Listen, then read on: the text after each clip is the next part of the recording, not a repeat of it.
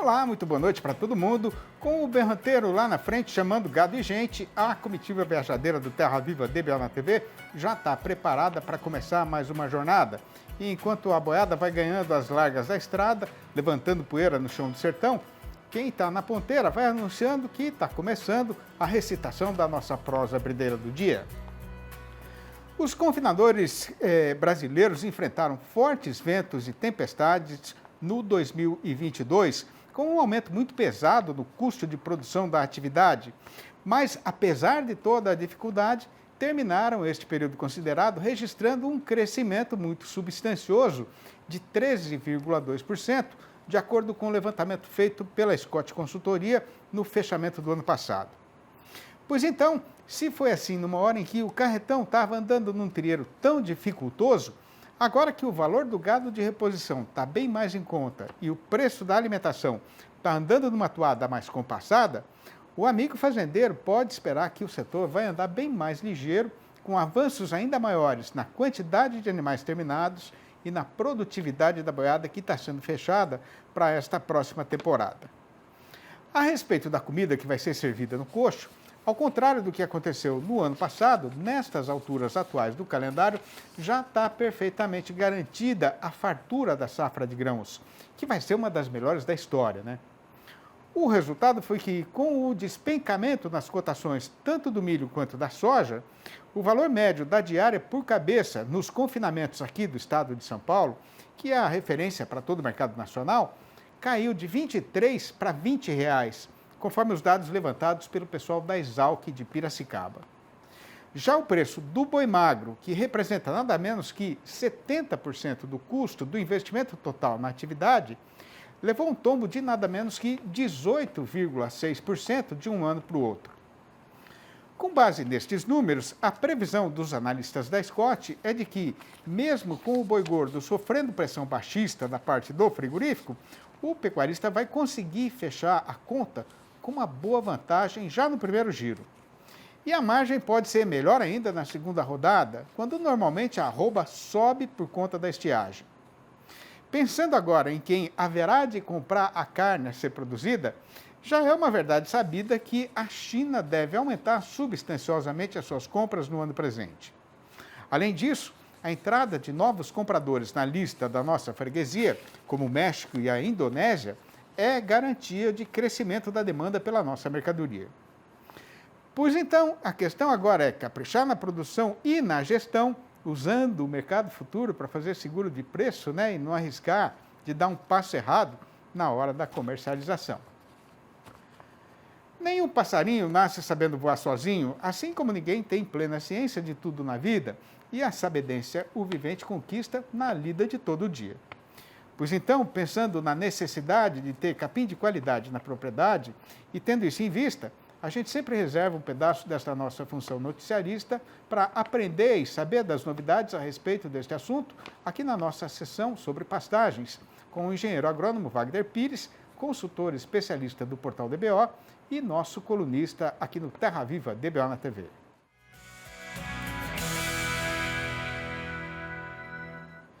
E o assunto que foi apartado para a prosa de hoje é um roteiro para ajudar o companheiro fazendeiro a formar um pasto de braquiária umidícola na fazenda.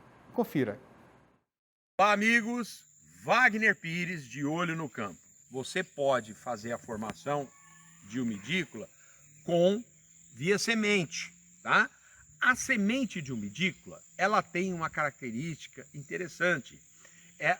Ela germina, porém, a planta é muito demorada para formar. Isso aqui leva um tempo. E aí, o que a gente faz? A gente recomenda você usar 70% de umidícola e 30% de um outro capim. Fazer uma mescla. Por que é importante você fazer essa mescla? Porque vamos supor que você resolva colocar uma braquiária brisanta marandu no meio. Mistura 70% de umidícola e 30% de braquiarão. Pode pôr também um mombaça, pode pôr um açaí. Para que a gente recomenda isso? Para você ter uma formação mais rápida da pastagem. Se você, na pós-germinação, fizer uma adubação foliar ou até uma adubação de ureia na área de nitrogênio, você acelera o processo de formação, tá? Então, semente você pode usar para formar.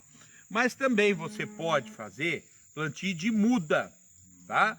E aí, o que eu vou falar agora se estende para umidícula, se estende para dictioneura, se estende para grama estrela, tá? São vários os materiais que você pode multiplicar. Tangola, e aí vai. O que você vai fazer? Roça a área bem rente ao solo, tá? E você abre um sulco na área. Abrir um sulco, você vai depositando a rama dentro do sulco, tomando o cuidado. É claro que isso aqui é uma rama muito grande, você vai cortar ela, tá? Você deposita a rama e deixa a ponta da rama para fora. E aí chega a terra em cima da rama e compacta. Por que é importante compactar? Para não ficar ar lá embaixo na terra junto à gema, porque o ar vai oxidar a gema e ela pode não germinar. Se você arrumar um bocadinho de rama só, de muda, você corta ela em pedacinhos, 2 gemas que você tiver nesse pedacinho, ó, isso aqui já é uma muda. Aí você põe ela dentro, abre uma cova, põe um pedaço dela para dentro, soca bem, tá plantado. E se você tem muita gema, muita rama à vontade aí para você, o que você vai fazer? Você vai distribuir isso a lanço e passar a grade por cima da área e vai ter um excelente resultado. Conhecendo o chão desse sertão quase tão bem quanto a palma da mão, a comitiva aproveita que esta é a última aguada antes de chegar na subida da Serra Esquecida para fazer uma parada e descansar um pouco a boiada. Mas não vai demorar nada e é já que o Terra Viva DBO na TV vai recomeçar. Aguarde. Com o mês de abril já estando perto de vencer a sua metade abrideira e a nova estação já demudando as cores do céu e do chão do sertão brasileiro, para os companheiros e companheiras fazendeiros que lidam com gado de cria, já está passando da hora de fechar o planejamento do investimento que vai ser feito ao longo do ano presente. A questão aqui, por conta da evolução do ciclo da atividade, neste 2023, que está em andamento, o vivente ainda vai ter de enfrentar um terno de dificuldades com o enfraquecimento da cotação da arroba e o aperto na lucratividade. A questão aqui, para garantir a própria sobrevivência na atividade, quem trabalha com genética não pode abrir mão da qualidade. E para saber o que é que pode ser feito para atravessar esse eito sem sair do prumo, nem deixar o carretão perder o rumo, a gente convidou para a nossa entrevista do dia o pecuarista Márcio Takiguchi, presidente da Pirapora Agropecuária, que nos dá mais uma vez a honra de ter a sua presença aqui no nosso arranchamento. Boa noite, Márcio, muito obrigado pela sua presença mais uma vez. Sempre é uma satisfação poder esticar uma prosa com você aqui. Seja bem-vindo e sinta-se em casa. Boa noite, Sidney. Boa noite, amigos do canal. É um prazer imenso poder contribuir com o programa de vocês. Estou à disposição, sempre. O prazer é nosso. Ô, Márcio, até quando que vai esse atual ciclo de baixa que a pecuária brasileira está passando hoje? Bom, eu acho que nós temos que avaliar, nós temos um efeito econômico muito grande, né? O retorno da compra pela China, isso deve sinalizar uma melhora de preço de forma gradativa, né? Mas é evidente que nós também estamos dentro daquele ciclo natural da pecuária, né? E nós temos que administrar isso. Pois é, né? Então, e olhando aí, né, para o mercado em geral, né, o que você espera que vai acontecer nesse prazinho mais curtinho que está aqui na nossa frente, falando em termos de preço e de oferta de gado terminado? Tá. Bom, eu avalio da seguinte forma, né? Nós tivemos uma retração no ano de 2022 em relação ao preço de arroba e nós estamos aí numa possibilidade de um crescimento, tá? Até porque dentro do ciclo natural da pecuária, nós vivemos esse sobe e desce de preço. Então, eu acredito, embora seja um otimista ao extremo, né? Eu acredito que até o final deste ano de 2023 a gente comece a ter uma subida assim de preço. Márcio, falando agora especificamente do mercado de reposição, né? Dá para a gente esperar aí uma melhora no preço já num prazinho mais curto, digamos assim? Eu acho que ele vem de forma gradativa, né, Sidney?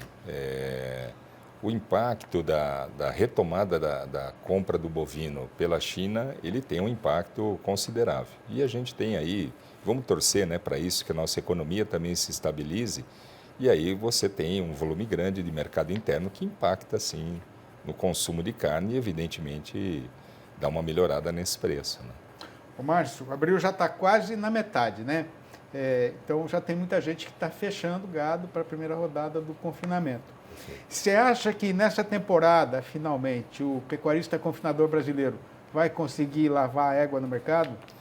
Se a gente fizer uma analogia com o mercado financeiro, eu diria que o pecuarista do confinamento, né, ele tem um spread ali. Ele comprou um boi magro num preço baixo e vai vender numa arroba que pautar esse ano. O ganho dele está na diferença entre a compra e venda, né? Não é que vai ter uma explosão da arroba onde ele vai ganhar um recurso maravilhoso, né? Agora, o confinamento também ganha no detalhe, né, Márcio? Sem dúvida, ele ganha em cada centavo, né, Cid? Ele tem que medir isso todo o tempo, né?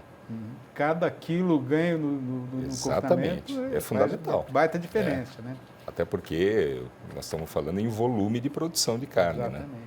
Então, qualquer 10 centavos ele tem um impacto extremamente generoso. Agora, mas falando no mercado de bezerros, né, em geral, numa circunstância como essa que a gente está agora, de fartura de oferta, faz diferença se chegar com um bezerro de qualidade no mercado? Sem dúvida, né? Se a gente, é aquilo que eu costumo dizer, né? Quando a gente, na década de 80, falava em cabeças, né? Hoje nós estamos falando em carne. Quanto que a gente produz de carne por animal? E não tenha dúvida que quando você trata da genética, um dos pontos dos programas de genética é a quantidade de carne que você vai colocar por animal. Então, essa diferença genética, embora não seja barato e também não seja um produto de curto prazo, mas o resultado ele é fantástico. Sem dúvida, a gente evoluiu muito nesse sentido. Né? Muito. Ô, Márcio, agora, o pecuarista que vende boi para o frigorífico, né, ele está evidentemente preocupado com o carretão patinando aí, saindo de rabeira na estrada e tal, né? Nessa circunstância, qual é a conta que ele tem que fazer para saber se vale a pena ele investir dinheiro num reprodutor de qualidade? Olha, nós que produzimos um reprodutor de qualidade, né, que está vinculado a um programa que é a Delta Gen, eu diria o seguinte: isso aí você não deve jamais deixar de lado, né? Você tem que continuar investindo, né? Eu não vejo num ciclo ruim de preço de arroba que você tenha que descartar ou parar com o seu programa ou parar com o incentivo ao desenvolvimento genético, né? Eu acredito sempre que você pode reduzir outras despesas, outros custos da fazenda, mas você não deve parar com o desenvolvimento genético. Pois é uma coisa que a gente sempre fala, né? Que o pecuarista que trabalha, principalmente quem trabalha com melhoramento genético, né, Márcio? Não tem como separar uma evolução de um trabalho de melhoramento no meio para dar uma pausinha e seguir mais para frente? Não dá, Celina, porque assim, se a gente considerar os últimos 10 anos de Brasil, que você, a cada safra, você tem um reprodutor novo e sempre com melhoramento, né? Quando você para no intervalo de 1, 2 anos na aquisição de sêmen ou mesmo desse reprodutor in natura, você está atrasando completamente o seu programa, tá? E aí o impacto lá na frente, ele é desastroso, né? Mas quanto tempo que, por exemplo, o produtor vai comprar um reprodutor bom agora, né? Quanto tempo vai demorar para esse reprodutor começar a dar retorno financeiro para a fazenda? Olha, eu diria o seguinte: se você for trabalhar, né, com reposição de fêmea, né, então você gerou esse animal, tem o período da gestação, pós-gestação essa fêmea ela entra, retorna para o seu rebanho, você vai sentir isso no primeiro nascimento, no segundo nascimento. Quando você parte para a produção de carne, esse retorno ele se dá pós-desmama, quando você começar a avaliar com um sêmen de baixa qualidade, ou um animal rústico, um animal sem nenhum tipo de evolução genética, comparando com animal de genética, o resultado é imenso, né? Ô Márcio, para a gente arrematar a prosa, né? Qual é a tua expectativa? O que você está esperando para a temporada de comercialização de animais de alta qualidade genética esse ano? Eu vejo assim, né, Sidney? Se a gente considerar o ano passado, nós tivemos uma retração de mercado aí na ordem de 19% até 25%. Né? Se não me falha a memória, a questão de leilões teve uma baixa de venda de 18%. O animal de alta genética ele não acompanhou o mesmo percentual de perda, né? Ou seja, eu acredito que este ano, nos leilões, comece de uma forma gradativa a evoluir, né? E que a gente chegue, eu sou um otimista ao extremo, né? E que a gente chegue ao final do ano com uma evolução de preço, uma evolução de qualidade de animal. Eu sempre vou olhar por esse lado. Eu também sou muito otimista. Márcio, queria agradecer demais a sua participação mais uma vez. Você que é de casa, né, ajudou a gente a construir, aí, levantar as paredes do nosso rancho. Então, muito obrigado pela presença. A gente está sempre aqui. Parece mais para a gente prosear mais um pouco. Obrigado, Márcio. Obrigado, Sidney. Obrigado, amigos do canal. E estou sempre à sua disposição. Muito obrigado e até a próxima. Obrigado. Eu falei para o Zé Menino, que é dono da boiada, que seria até um desatino continuar na estrada com o sol a pino. E ele concordou, então, de fazer aqui mais uma parada ligeira.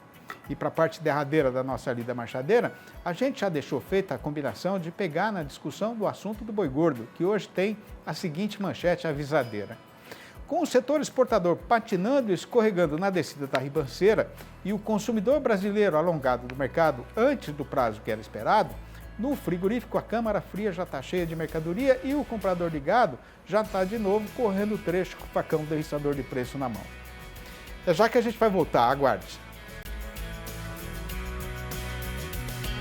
Sendo a boiada de qualidade, maior é a necessidade de prestar atenção na hora da negociação, saindo de casa armado de informação para rebater a falação que tomou conta do mercado. E para atender a esta precisão, a gente pega agora a prosear a respeito do valor do boi gordo e da condição em que ele está sendo negociado.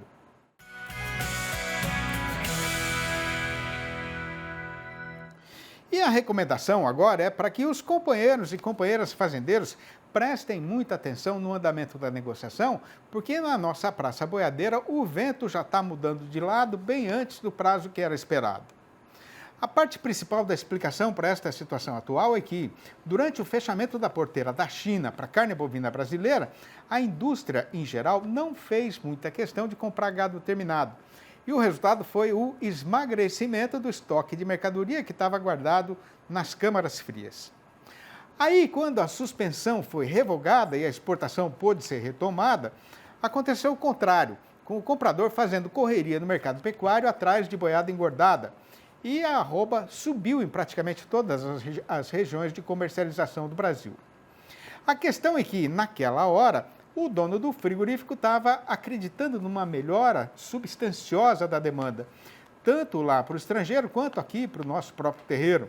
Mas esta aposta não se confirmou, com os embarques continuando a cair e o consumidor brasileiro ficando alongado do mercado. O problema é que o nosso não mais tão estimado freguês chinês, né, com a força de quem compra mais da metade de toda a carne exportada pelo Brasil, está com a faca encostada no peito do seu fornecedor, fazendo pressão e exigindo a queda na cotação. Já a respeito do abastecimento caseiro, todo mundo tem perfeito conhecimento de que, com o avançamento do calendário, o trabalhador brasileiro vai vendo os caraminguás do salário criando asas e indo embora. E destas horas para frente, o povo fica sendo obrigado a gostar mais de arroz e feijão com ovo. No meio desse estica e puxa, para quem tem boiada pronta, reservada na invernada, a precisão agora é de fazer a conta com muito cuidado e apresentar esse gado no mercado assim que o lucro estiver garantido. Juntando tudo, o caso acontecido foi que, no balanço do dia da Scott Consultoria, foram apuradas mudanças nas cotações em 8 das 32 regiões consultadas no Brasil inteiro, sendo que desta vez a arroba subiu só em 2 destas praças e caiu nas outras 6.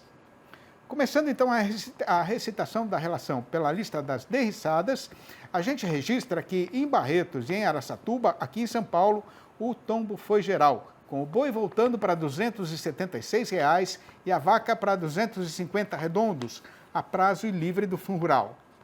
Em Belo Horizonte, a capital das Minas Gerais, o macho piorou para R$ 251 e a fêmea para R$ 231,50. No norte do estado, o boi foi derrubado para R$ 241,50 e a vaca para R$ 226,50. Nas Alagoas, o macho escorregou para R$ 280,50 e a fêmea para R$ 270. No sudeste de Mato Grosso, o boi caiu para R$ 246,50. Já em Dourados, no estado de Mato Grosso do Sul, o macho aumentou para R$ 273 e a fêmea para R$ 251. No oeste do Rio Grande do Sul, o boi avançou para R$ 9,35 o quilo vivo ou R$ 280,50 por arroba, enquanto a vaca foi para R$ 8,45 o quilo ou R$ 253,50 por arroba. Cortei uma tantada boa de cana caiana no roçado lá da Santana e peguei no serviço de destilação com disposição e vontade. Mas a danada da cachaça me fez traição e saiu marvada. Pois isso não é a maldade que se faça com vivente assim decente. Mas eu sou mais teimoso do que burro baldoso, que não aceita desfeita. E estou indo agora mesmo, nessa hora, bater no sítio da saudade para pedir outra receita para o seu Zé Vicente, que é alambiqueiro de ciência e sabedência, afamado no Brasil inteiro e falado até no estrangeiro. Além de fornecer aos companheiros e companheiras boiadeiros informação da melhor qualidade, a intenção desta nossa lida noticiarista e novidadeira também é de fazer a louvação da verdadeira cultura sertaneja brasileira. E a forma que por nós foi escolhida para cumprir esta função é a recitação destas prosinhas rimadas todo dia no fechamento da nossa programação. E para não ficar nos eitos espalhando poesia só pela televisão, a gente resolveu arrumar um jeito de pôr tudo isso à disposição dos amigos do Brasil inteiro, o que foi feito com a publicação dos 4 livros da minha série Versinhos de Caipira. Pois então, se tiver aí alguém que ainda não leu e queira saber como fazer para comprar um exemplar ou logo a coleção inteira, pode ligar diretamente para mim no telefone 11 98 224 1807. Repetindo, 11 98 224 1807. Ou mandar um e-mail para sidneymasco@uol.com.br ou ainda achar meu nome lá no Facebook. E assim a gente chega ao fim de mais uma jornada e anuncia a retirada, deixando feita a combinação de voltar para uma nova função do Terra Viva DBO na TV, amanhã às 6h30 da manhã e às 7h25 da noite. Um abraço para todo mundo e até lá então.